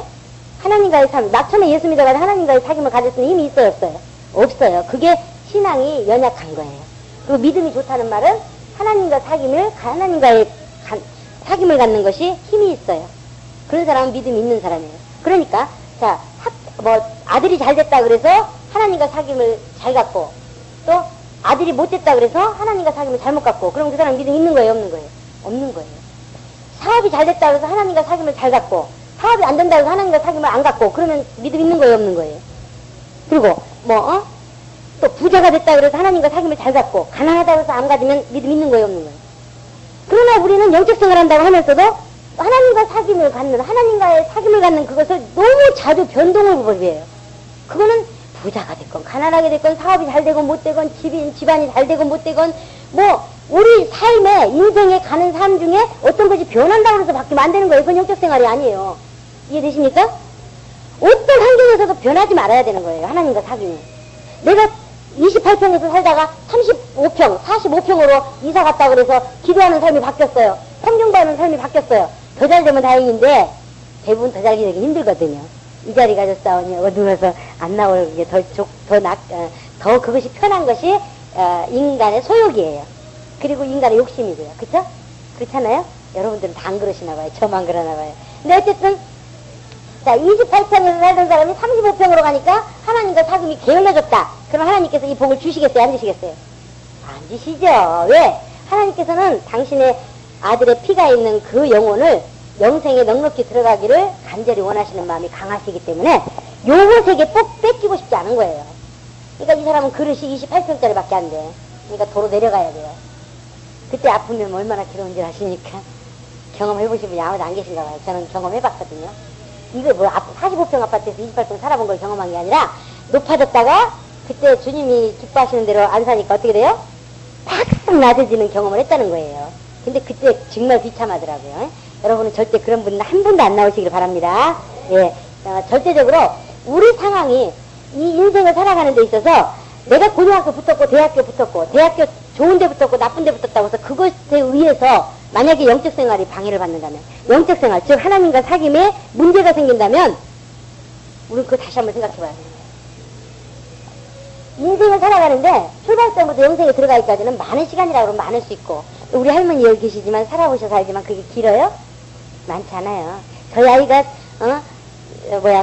손수건 달고 콧물 닦기에서 손수건 달고 초등학교 입학한 게 엊그제 같은데 지금은 이제 고등학교 졸업반 됐어요. 엊그제 같아요. 진짜 제 생각에는 엊그제 같아요. 제가 4학년 됐다는 거 꿈에도 꿈꾸고 싶지 않아요. 근데 어차피 4학년까지 왔어요. 근데 그것은요, 우리가 길게 생각하면 긴 거고 짧게 생각하면 엄청 짧은 거예요. 이 중간중간에 있는 사건들, 어떤 사건들은 그것이 목적지가 아니고 그것이 어떤 우리의 인생의 마지막 종착지가 아니에요. 그쵸? 그렇잖아요? 이것은 중간 과정일 뿐이에요. 뭐 하기 위한 과정? 영생에 넉넉히 들어가기 위한 과정. 그러니까 내가 잘 돼도 하나님과 사귐이 변하지 마. 1,000원짜리 가지고 살던 사람이 갑자기 10,000원짜리를 가지고 살게 됐어요. 그러니까 그 10,000원 쓴이라고 하나님과 사귐을 소홀히 했어요. 그럼 그 10,000원 하나님 주시겠습니까? 하나님은 시기하시는 분이에요. 질투하시는 분이에요. 하나님보다 더 사랑하는 게 있으면 하나님 안 기뻐하시는 하나님이에요. 그럼 그만큼 여러분들을 사랑하시는 거예요. 영생에 들어오기를. 이 세상의 인간사의 모든 것, 실질적으로 길어봤자 100년이지만 100년 다 산다는 보장이 어디 있어요? 제가 예수 믿게 된 거는 제가 다니는 직장이 제가 근무하는 곳 옆에가 영안실이었어요. 영안실. 근데 그 영안실에서 하루에 7, 8명씩 죽어나가요. 근데 그 병원에 오는 사람들은요, 절대적으로 할아버지 할머니들 안 오셔요. 갑자기 급사한 사람들. 뭐 교통사고를 뭐 때문에 해가지고 왔는데 꼭 그 사람들이 그냥 아마 저 예수 믿기 위해서 거기에서 그랬는지 아니면 하여튼 그 사람들이 그랬어요. 꼭 앉아가지고 통곡을 하는 거예요. 꼭 저희 그 직장 근무하는 바로 옆에 앉아가지고 아이고 이제 대학교 들어가서 이제는 좀 먹고 살만하다 했더니 이게 웬 벼락이냐 뭐 억울하다 막 그러면서 우는 거예요. 그 소리가 다 들리는 거예요. 이제는 뭐 박사학위 받아서 뭐 이제는 뭐 떳떳한 직장 잡았다고 저렇게 좋아하던 이럴 줄 알았으면 먹을 거라도 제대로 먹게 할 걸 막 이래가면서 푸념하는 그런 소리들이 하루에 7, 8번씩 하는 거예요. 막 태어난 애부터 시작해서 70 노인네까지인데 거의 노인네들은 안 오셔요. 그러니까 노인네들 돌아가신 분은 병원에서 거의 안 오셔요. 다 젊은 사람들이 갑자기 죽은 사람만 글러 지나가는데 그러니까 제 생각에 죽음이 저렇게 갑자기 와? 그럼 나는 뭘 위해 살아야 돼? 내가 지금 뭐 때문에 살고 있는 거야? 아니 내일 죽을지도 모르는데 저 사람하고 아등바등하고 내가 싸워야 돼? 뭐 때문에 내가 무엇을 목표로 놓고 무엇을 인생으로 놓고 살아야 되는 거야? 이런 쓰기가 오기 시작했어요. 그래가지고 이제 그렇게 갈등하고 있는 가운데 저희 직장에 그 언니 한 분이 항상 얼굴이 그렇게 평안해요. 항상 웃음이 가득 있어요. 항상 이렇게 사람이 일부러 그렇게 하라고 해도 못하거든요. 근데 항상 마음에 이렇게 평안이 있고 그 웃음이 막 항상 이렇게 얼굴이 그걸 어떻게 표현을 못해요. 하여튼 항상 웃으면서 그 편안한 얼굴. 그래서 언니는 뭐가 그렇게 좋아요? 항상 그렇게 뭐 슬픈 일도 없어요? 뭐 이렇게 기분이 좋아서 이렇게 웃고 있어요? 그러면 예수 믿어봐. 그래요. 그래서 예수 믿으면 언니처럼 돼요? 그랬더니 그렇대요. 그럼 나도 그런 예수 한번 믿어봅시다. 그래가지고 그때부터 이제 제가 교회 다니면서 어떻게 해야지 그런 예수 만날 수 있어요? 그랬더니 순종해봐. 하라는 대로 해봐 교회에서. 그래가지고 그때부터 이제 제가 예수 믿기 시작했고 지금까지 왔습니다만은 우리가 무슨 얘기가 돼요? 죽음이라는 게 100년이라고 해서 100년까지 다 살 수 있어요? 주변에 나한테는 안 오겠지. 아니에요. 그렇지 않아요. 우리 인생은 정말 값없는 거예요. 진짜 너무나 우스꽝스럽고 정말 아무 가치 없는 거죠. 그쵸? 우리 젊은 사람들이 이해 안 될 거예요. 그쵸? 나한테는 젊음이 있는데 이래봬도 이 젊음이, 저도 그랬어요 옛날에는. 지금 이제 뭐 그렇다고 해서 제가 늙었다는 게 아니라 살아보니까 그게 아니래더라는 거죠. 이제 어쨌든 길어봤자 100년인데 그 100년 동안의 삶이 언제 우리가 마감할지도 모르는 그런 불안전한 삶을 살고 있으면서 우리가 내일 할 수 있지. 내일 아니 이 인생이 여기가 마지막이 아니야. 또 뭔가 다른 것을 내가 나중에 하면 되지. 이런 시간은 우리에게 굉장한 마이너스라는 거죠.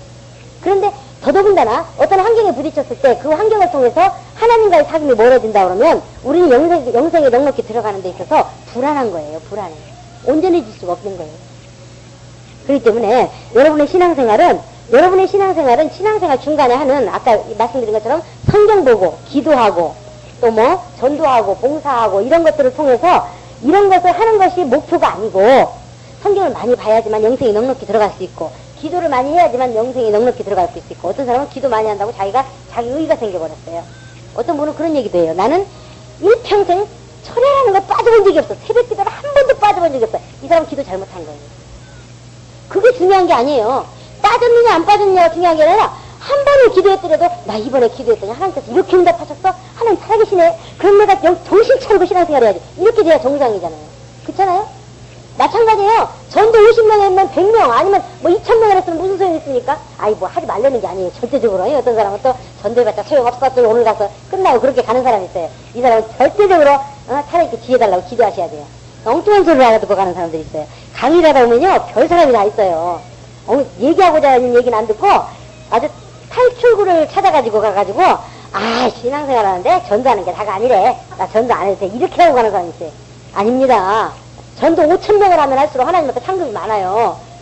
이해되세요? 근데 5,000명을 했다 할지라도 영생에 들어가는데 내가 다듬어지지 않았다면 내가 온전해지도록 순종하는 훈련이 안 됐다면 아무 의미가 없다는 거예요. 전도한 것이. 이해되십니까?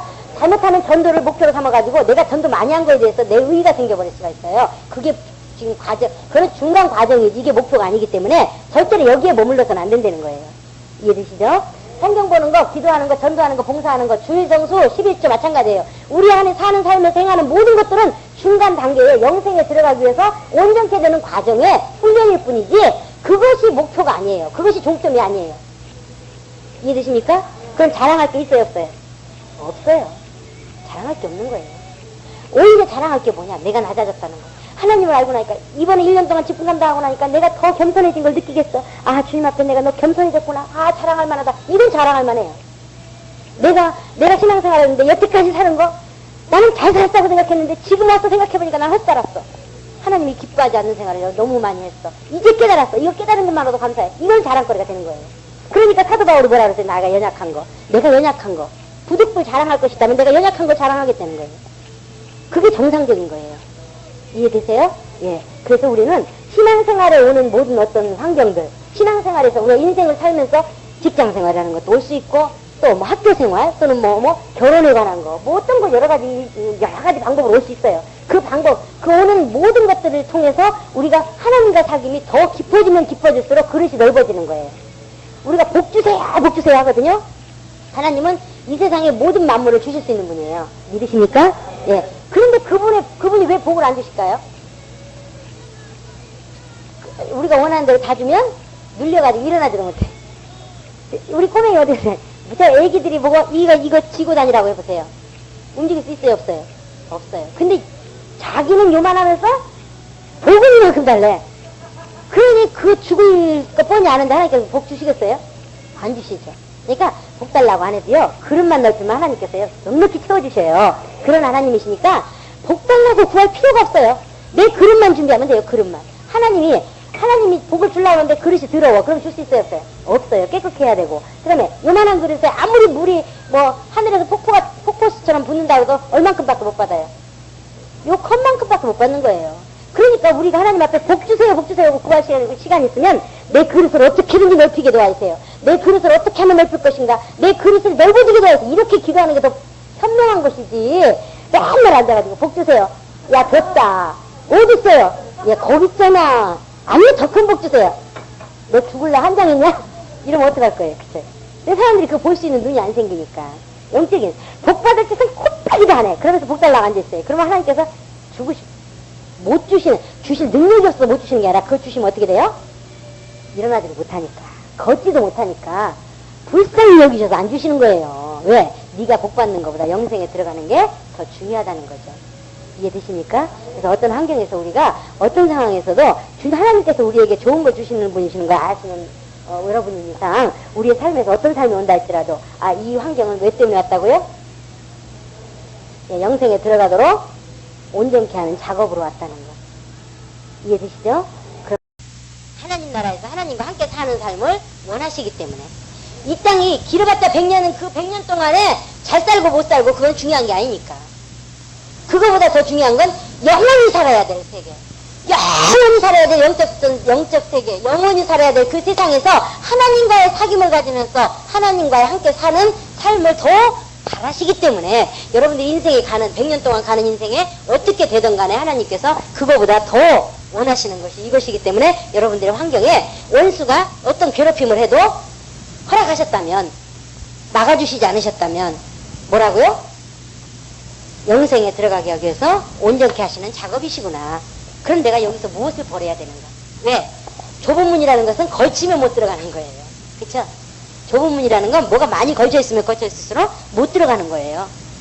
그러니까 뭐든지 하나씩 버려야 되는 거예요. 버려야 되는 거예요. 영생에 들어가는데 우리 애굽 사람들이 이스라엘 사람들이 애굽에서 나와가지고 홍해를 건너서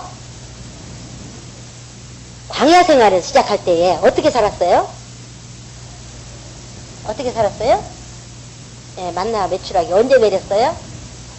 예, 근데 하루에 한 번씩밖에 안 내렸죠? 그쵸?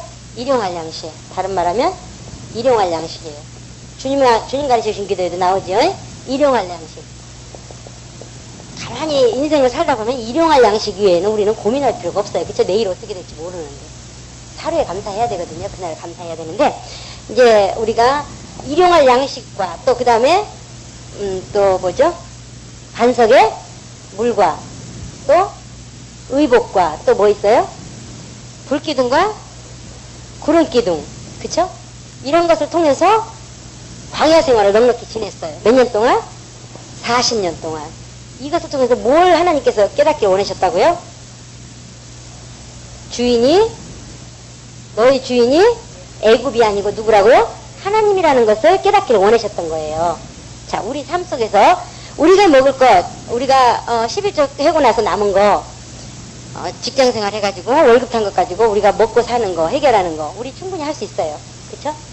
그렇게 할 수 있지만 그렇게 하지 않고 내가 하나님께 감사하기도 바쁘고 또 저희 교회는 월정헌금도 많아요.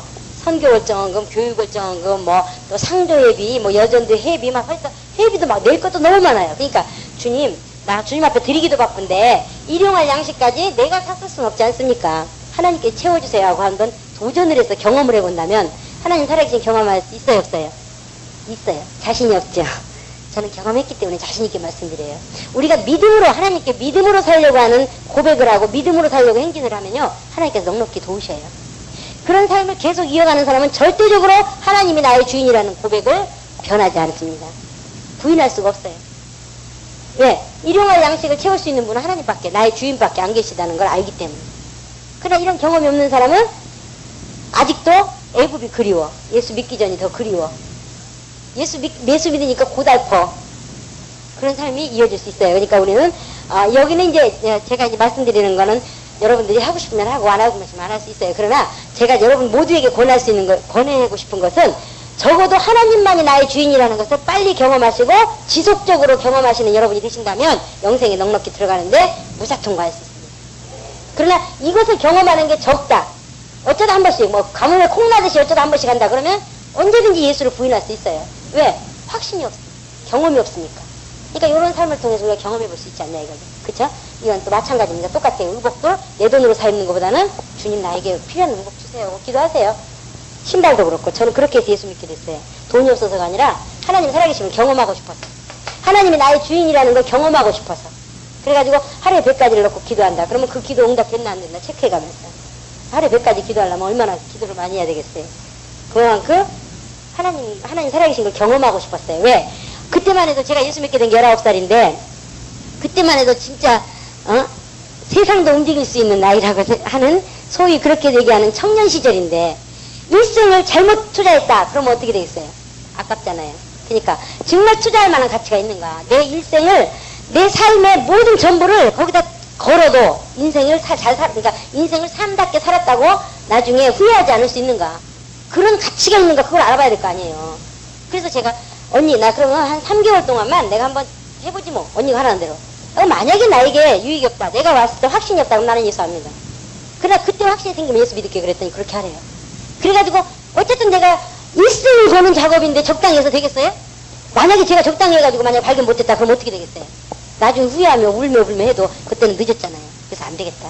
어차피 내가 일생을 걸어야 되는데 일생을 19살인데 70년, 100년이라고 생각해보세요. 길면. 그럼 아직 또 80년이 남았는데 그 80년을 가는 길에 투자하는 그런 결정을 해야 되는데 적당히 해서는 안 되죠.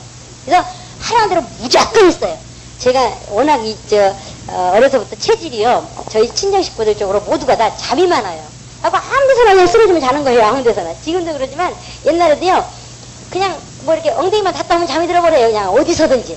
그래서 잠이 보통 오는 게 아니에요. 그래갖고 제가 아주 고질이었거든요. 근데도 그 예수 딱 믿고 이제 그 80년 앞으로 남은 80년을 투자할 만한 길을 찾는다고 그렇게 하고 딱 출발하는데요. 하나님께서 어떻게 도우시느냐. 하루에 3시간 자고도 넉넉히 버티게. 새벽기도 그때 교회가 멀었어요. 그래가지고 걸어가야 되는 때라 3시에 일어나서 가가지고 먼 거리에서 또 집에까지 왔다 가기 힘드니까 거기서 그냥 직장 갈 시간까지 기도하다가 직장에 가서 밥 먹고 또 직장에 가서 직장 생활하고 이렇게 하다 보니까 기도 시간이 엄청 많았거든요. 그래가지고 적당히 할 수 없다. 왜? 이게 만약에 내가 적당히 함으로써 뭔가가 있는데 만약에 못 발견한다면 나는 혼이 아닌가. 그래가지고 그때부터 막 열정을 내서 했어요. 3개월 됐는데 감당을 할 수가 없는 거예요. 하나님 살아계시다는 걸 어떻게 말로 표현할 수가 없는 거예요. 너무 많아가지고 너무 많아서. 그래서 제가 그러니까 어떤 친구들이 우연히 그럴 수도 있지 않느냐. 그래? 그러면 나는 그 우연을 주는 그분을 믿겠다. 어떻게 100개 중에 니네가 100개 중에 한두 가지만 말한 거 내가 약속한 거 또는 뭔가 말한 거 이루어져도 야 대단하다 이렇게 말하는데 100가지 중에 90가지가 이루어졌다. 그러면 어떻게 그런 일이 있을 수 있냐. 그렇게 해주시는 분을 난 믿겠다 이거예요. 그래도 남았으니까요. 너무나 많은 것들이 응답이 왔으니까. 그러니까 여러분들이 삶 속에서 여러분 돈으로 얼마든지 해먹을 수 있어요. 왜 못해요? 할 수 있죠. 직장생활에서 돈만 받으면 할 수 있죠. 그러나 그렇게 되면 누가 주인이 되느냐? 누가 주인이 될 것 같아요? 돈이 주인이 돼요. 돈에 의해서 사람이 좌지우지 움직여버려요. 그래서 성경에는 뭐라 그랬어요? 두 주인을 섬기지 말라. 하나는 뭐예요? 하나님이 하나는 주인이고 하나는 뭐예요? 돈이라 그랬어요. 돈. 그쵸? 돈 있는 곳에 마음이 있다 그랬습니다. 그래서 우리가 돈을 의지하느냐 아니면 하나님을 의지하느냐 그 고백을 한번 해보자는 거예요. 한번 결단을 내가 믿음이 있는가 없는가 한번 테스트 좀 해보자는 거예요. 이런 삶을 살아보세요. 그러면 하나님이 나의 주인이라는 걸 입술에서 막 매일같이 삶이 고백이 될 수밖에 없습니다. 그렇게 하시기 바랍니다. 네, 그 다음에 불기둥과 구름기둥. 내가 하고 싶어도 참고 불기둥. 광야에서는 낮에는 얼마나 더웁던지 뭐 사람이 이거. 근데 구름기둥이 딱 막아주면 어떻게 돼요? 선선하죠.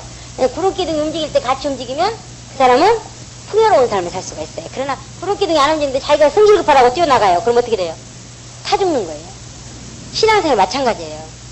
주님께서 가만히 좀 앉아있어라 그러는데 안 돼요. 내 성질이 어떤 성질인데 가만히 있어요. 난 지금 바빠요. 막 그래서 막 뛰어다니는 사람은 신앙생활 잘한다고 막 하는 것 같은데 나중에 투덜투덜 거리면서 주저앉아가지고 울어요. 그런 사람이에요. 또 마찬가지 불기둥도 똑같아요. 또 어떤 사람은 진격! 이제는 움직입시다 하는데 아이고 나 졸려요. 지금 자야 돼요. 내가 지금 가게 생겼어요. 졸려요. 나 자야 됩니다 하고 있는 사람 있어요. 예? 그래 무슨 말인지 몰라요? 우리 전도 갑시다 그러는데 나 지금 뭐 해야 돼요 하고 주저앉아 있는 사람들. 그리고 지금 전도할 때가 아니에요. 우리 기도합시다 그러는데 아니에요. 저 지금 기도할 시간 없습니다. 지금 전도해야 됩니다. 지금 막 영혼 주고 갑니다. 그런 사람들. 교회가 이 구름기둥 불기둥은 교회에서 명령하는 거거든요. 주의종을 통해서 명령하는 건데 그 명령에 의해서 순종을 하면 움직여야 되는데 아니에요. 자기 열정, 자기 신앙생활하는 그 열정에 의해서 막 움직이는 거예요. 그러니까 교회에서 뭐라 그러면 아니에요. 나는 내 생각엔 그게 아니에요. 이거예요. 막 움직이는 사람들. 그런 사람들은 죽기에 합당한 믿음이에요. 광야 생활에서는요. 구름기둥이 움직일 때 움직여야 되고 구름기둥이 주저앉아 있으면 주저앉아 있어야 사는 거예요. 그리고 풍성한 삶이 이루어지는 거예요. 근데 그것이 안 되는 이유가 뭐냐? 내 맘대로 구름기둥이 움직이는데도 누워있고 힘들다고 졸립다고 또 구름기둥은 가만히 있는데 자기 성질이 급하다고 지금 막 뛰어야 된다고 뛰어나가고 이러면 둘 다 죽는 거예요. 그래서 교회 생활, 이제 교회 생활에 대해서 나중에 또 말씀드릴 기회가 있으면 하겠습니다만은 교회 생활이 얼마만큼 중요한가에 대해서 얘기하는 겁니다. 그래서 이런 삶이 이어질 때 바로 비로소 나의 주인이 하나님이라는 걸 경험하게 되고 고백하게 되므로 뭐 할 수 있어요? 넉넉히 영생에 들어갈 수 있어요. 우리 중간에 아무리 신앙생활 잘했다 할지라도 영생에까지 못 들어가면 아무 의미 없는 거예요. 중간에 살았던 것들이 아무 의미가 없는 거예요. 그러나 우리는 사람들이 너무 중간 삶에 머물러 버려요. 기도응답 한 번 늦어졌다고 또는 안 됐다고 예수를 포기하려고 그러고, 또 뭐 기도응답이 너무 잘 돼가지고 또 교만해져가지고 예수 떠나려고 하고, 이런 것들이 목표가 상실됐기 때문이에요. 목적지가 어딘가를 지금 잃어버렸기 때문에. 목적지가 어디예요? 영생에 들어가는 거예요. 중간에 우리가 전도 많이 하는 거, 기도 많이 하는 거, 헌금 많이 하는 거, 이런 것이 목표가 아니고 목적지가 아니고 우리 목표는 어디예요? 영생에 들어가는 거. 나는 반드시 영생에 들어가리라. 세 번만 시작. 나는 반드시 영생에 들어가리라. 나는 반드시 영생에 들어가리라. 나는 반드시 영생에 들어가리라. 예, 우리가 목표를 잃어버리지 않으면 신앙생활 방향하지 않아요. 중간에 흔들리지 않아요. 그러나 우리가 목표를 잃어버렸기 때문에 중간에 흔들리고 신앙생활 방향을 잃어버릴 수밖에 없어요. 그래서 우리 신앙생활이 뭔가에 대해서 신앙생활을 어떻게 해야 되는가는 여러분들이 더 잘 아셔요. 여태까지 목사님 통해서 배웠기 때문에. 그러나 신앙생활이 뭔가에 우리가 제대로 정리가 돼야 돼요. 정리되셨습니까? 예, 이 시간을 통해 정리되셨습니까? 예, 신앙생활은 하나님을 섬기면서 사는 삶인데 영생에 들어가기까지 넉넉히 영생에 들어갈 수 있도록 하나님을 섬기면서 사는 삶이에요. 근데 그 삶의 과정에서 우리에게 환난과 고통과 어려움과 고난이 오는 이유는 뭐라고요? 온전케 돼서 영생에 넉넉히 들어가도록 하기 위해서. 아, 오늘 너무 100점짜리 되면 다들 그냥 시험 잘 보셨어요. 그래서 우리는 중간 과정에 인생의 삶 중에 인생의 삶을 살아가는 데 있어서 어떤 과정이 온다 할지라도 그 과정은 내가 영생에 들어가는데 넉넉히 온전케 들어가게 하기 위한 작업이구나. 이렇게 깨달으면 좌절할 필요도 없고 낙심할 필요도 없고 우리가 주저앉을 필요도 없는 거예요. 그래서 우리는 영적생활 잘하는 여러분들이시기 바랍니다. 영적생활이 뭐라고요? 하나님과 사귀는 삶. 이 삶은 변하면 안 돼요. 영적생활 잘한다는 것은 하나님과 사귀는 삶이 어떤 환경에 의해서 바뀌면 안 되는 거예요. 더 깊어지면 깊어질수록 내가 부자가 되는데 하나님께서 나 가난하게 살았는데 부자 되게 해주셨어요. 그래서 더 하나님과의 사귐이 깊어졌어요. 그럼 하나님께서 잘한다 하시면서 더 부자 되게 하실 거예요. 근데 부자가 되니까 신앙생활이 영적생활이 하나님과 사귀는 삶이 멀어졌어요. 그럼 그 사람은 쓰러지기 합당한 복이에요. 쓰러지기 합당한 복. 이런 말하면 섭섭하시지 말 수 없어요. 하나님께서 그런 하나님이라는 거 알려드리는 거니까. 하나님은 하나님과 사귀는 삶을 가장 기뻐하신다는 거예요. 그래서 여러분들이 뭐 돈 많이 하나님께 드리는 거 하나님 기뻐하시지 않아요. 또 뭐 전도 많이 하는 거 또는 뭐 기도 많이 하는 거 어떤 것도 하나님께서 기뻐하시는 것에 이 밑에 이 배경이 깔려있지 않으면 기뻐하지 않는다는 거. 이해되십니까? 하나님은 물질을 많이 드리는 거 원하지 않고 여러분들이 뭐 24시간 하나님께 나와 있는 걸 원하는 게 아니라 어떤 삶 속에서도 하나님과 사귀는 삶이 변하지 않는 거. 교회 와서 앉아있는 것도 중요한 거지만 앉아있더라도 하나님과 사귀는 삶이 이어지고 있어야 되고, 성경을 보더라도 하나님과 사귀는 삶 때문에 성경을 봐야 되고, 기도를 하더라도 또 전도를 하더라도 봉사를 하더라도 하나님과 사귀는 삶이 이어지는 그런 과정 속에 이런 것들을 진행해야지 그것과 상관없이 한다면 하나님이 기뻐하지 않는다는 거죠. 이해되시죠? 네, 오늘 헌신 예배를 가지셨는데 여러분들 삶이 헌신을 통해서 나를 자꾸 잘 깎아내려가고 나가 고난 속에 왔을 때에 온전케 되는 작업으로 헌신을 통해서. 여러분 헌신 참 재밌겠네요. 저희는 헌신 이렇게 안 해요. 목사님 저희 헌신 얘기해도 돼요? 저희는요 헌신 예배 하면요, 헌신이 7월 1일날 있다 그러면 적어도 1월달부터 헌신 작업을 해요. 헌신 준비를 해요. 그래가지고 하나님께 내가 어떻게 헌신을 할 것인가 작정을 해요. 그래가지고 거기서 작정을 하는데 어떤 사람은 내가 6개월 동안 봉급한 거를 뭐 몇 분의 1을 드려야겠다 뭐 이런 각오를 하고 이제 일용할 양식을 먹는 훈련에 들어가는 거예요. 또 뭐 나는 뭐 어떻게 하겠다 해서 구체적인 계획을 세우고 몸부림치는 거예요. 어떤 사람은 뭐 평상시에 청소 한 번 안 했는데 뭐 아르바이트를 나가서 청소를 해가지고 뭐 한다든가 뭐 이런 어떤 계획들을 세워요. 그래가지고 헌신 예배 드리는 날은 여기 와서 헌금 시간도 있지만 그 자체는 여전대 헌신 예배였죠. 여전대 헌신 예배면 여전대 헌신 예배에서 여전대 회원들이 하나님께 헌신한 금액을 가지고 나오는 거예요. 그래가지고 하나님께 와서 읽어요. 얼마 어떻게 드렸고, 그럼 그때 간증이 수십 명이 쏟아집니다. 거기 헌신 예배 하는 사람이 울어요. 막 울면서. 왜? 자기가 한 번도 사람들한테 싫은 소리 안 들었고 사람들한테 부끄러운 모습으로 살아오지 않았고 또 살 필요도 없는데 헌신하려다 보니까 자기가 너무너무 하는 세상도 알았고 또 막 창피도 당했고 막 이런 것들이 생각이 나니까 막 우는 거예요. 헌신. 여러분 진짜 막 헌신 드리려면요, 진짜 하나님 앞에 헌신 드리고 나오면 막 진짜 막 눈물밖에 안 나오는 게 말도 안 나와, 이 단에 서서요.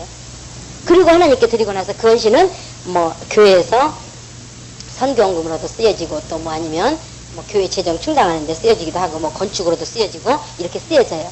그게 헌신이거든요, 저희는요. 근데 어째 아직 안 읽으신 건지 아니면 헌신을, 근데 제가 성결교회 다닐 때 그랬어요.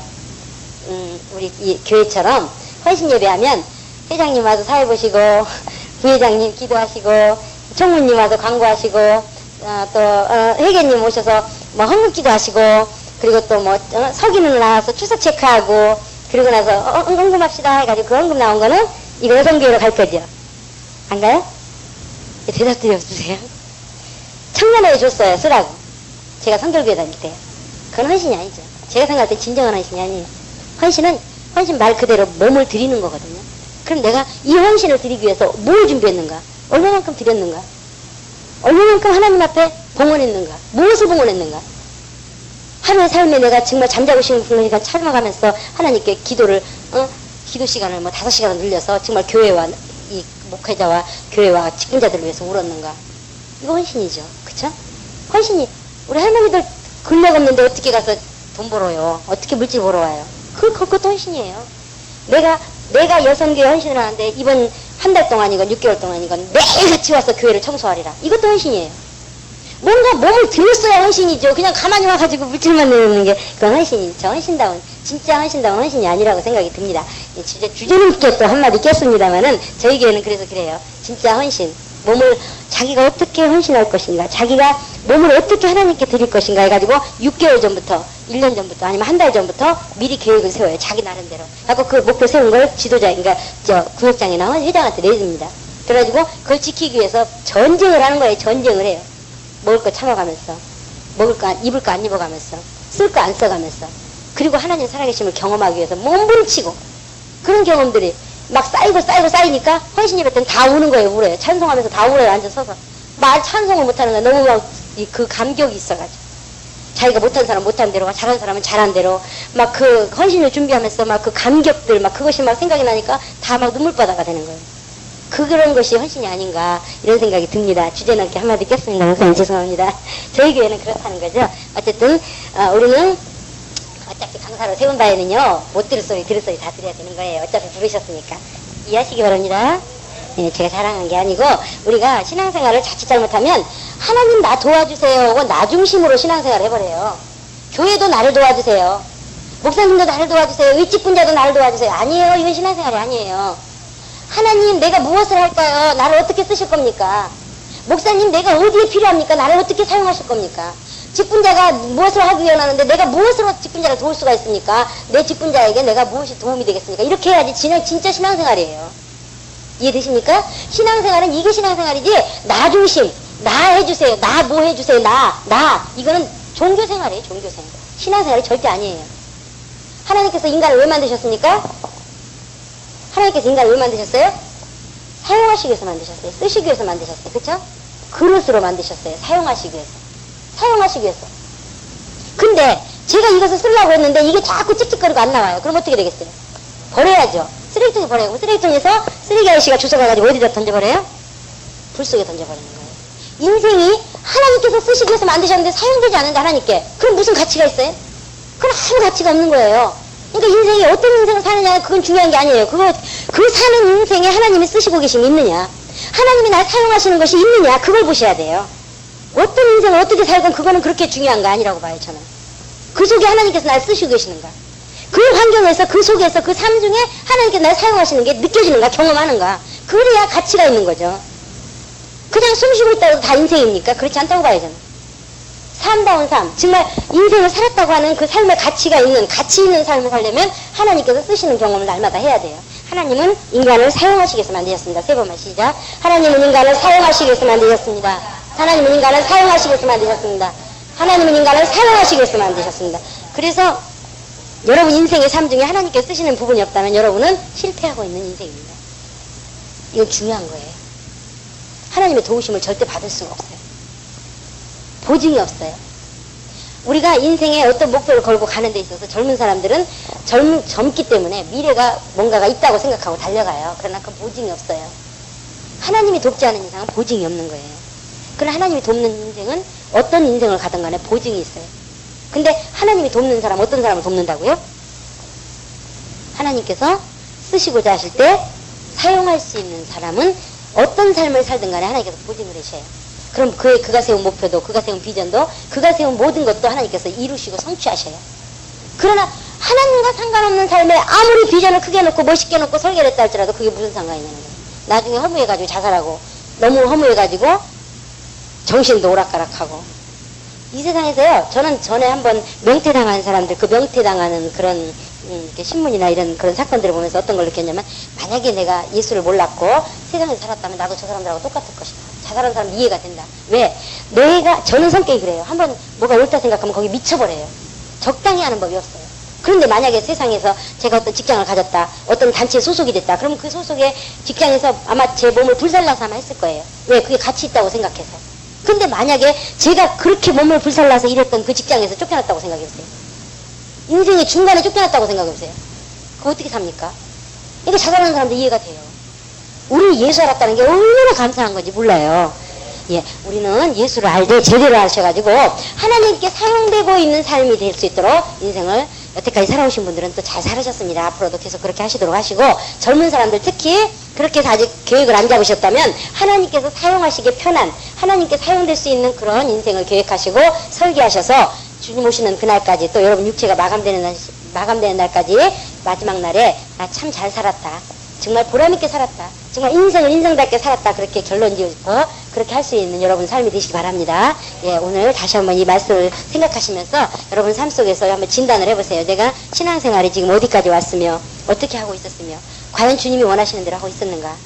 잘하고 계셨으면 정말 잘하신 겁니다. 앞으로도 변함없이 그렇게 하실 수 있도록 더 힘을 달라고 기도하시고, 만약에 여기 제가 오늘 진단한 그런 말씀을 가지고 여러분들이 진단해 봤을 때 내가 뭔가 잘못됐다, 예전에 신앙생활을 한다고 했지만 종교생활을 하지 않았는가, 아니면 신앙생활을 하면서 하나님 중심이 아니라 내 중심으로 하지 않았는가, 이런 것들을 돌아보시고 회개하시고, 이 앞으로는 하나님 중심으로, 또 주님께서 원하시는, 주님이 나의 주인이 되셔서 나에게 명령하셔도 언제든지 그 명령을 듣고 순종할 수 있는 삶이 되게 해달라고 이 시간 사랑해 주님 감사합니다.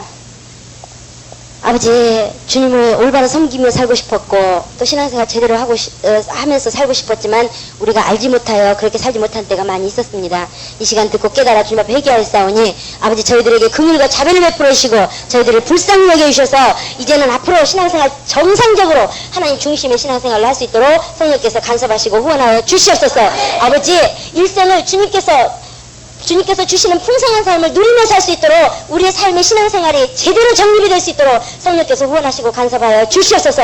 아버지, 저희들 힘으로 할 수 없어 이 시간에 주님 앞에 부르짖고 고백하였사오니 저희들에게 권능을 원하시고 저희들에게 힘을 주셔서 넉넉히 이기며 주님께서 주님을 기쁘시게 하며 성령께서 쓰시고자 하실 때 언제든지 사용될 수 있는 모든 자들의 삶이 될 수 있도록 성령께서 후원하시고 간섭하여 주시옵소서. 감사드리며 예수님의 이름으로 기도드렸습니다.